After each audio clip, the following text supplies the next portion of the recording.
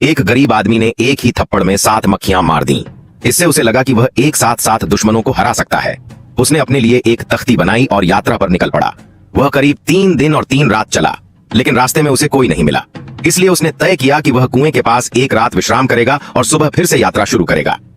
रात को एक राक्षस पानी भरने आया और जब उसने उस तख्ती पर लिखा देखा एक साथ 7 को हराने वाला, तो वह डर गया।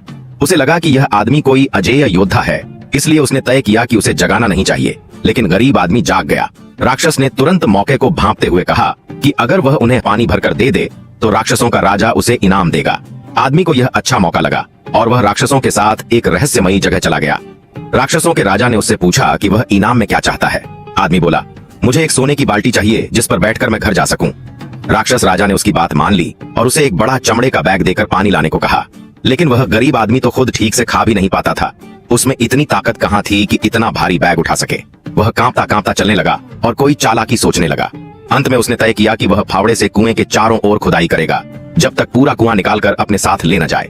नीचे बैठे राक्षसों ने देखा कि वह आदमी काफी देर से लौटा नहीं, तो वे चिंतित हो गए।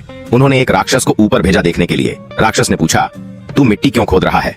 आदमी बोला, हर बार पानी लाना मुश्किल होता है, इसलिए मैं पूरा कुआं ही साथ ले जा रहा हूँ।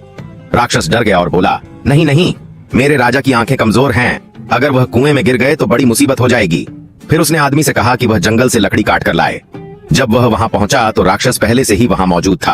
राक्षस बोला, यह काम तो मेरे लिए बहुत आसान है, और उसने एक पेड़ की डाली को हाथ से मोड़ दिया। आदमी ने उस पर चढ़ने की कोशिश की, लेकिन पेड़ ने उसे उछाल दिया और वह सीधे जाकर एक खरगोश के बिल में गिरा। उसने भागते हुए खरगोश को देखा और उसके पीछे दौड़ा और फिर राक्षस से बोला, मैंने पूरे जंगल को पार किया खरगोश को पकड़ने के लिए, लेकिन वो फिर भी भाग गया। राक्षस को लगा ये आदमी तो उससे भी बड़ा चालाक है। वह वापस नीचे गया और सबको कहा कि इस आदमी को भगा दो, लेकिन आदमी ने मना कर दिया, क्योंकि उसने अभी तक वहां के सबसे ताकतवर राक्षस से मुकाबला नहीं किया था। बड़ा राक्षस उसका चैलेंज स्वीकार कर लिया।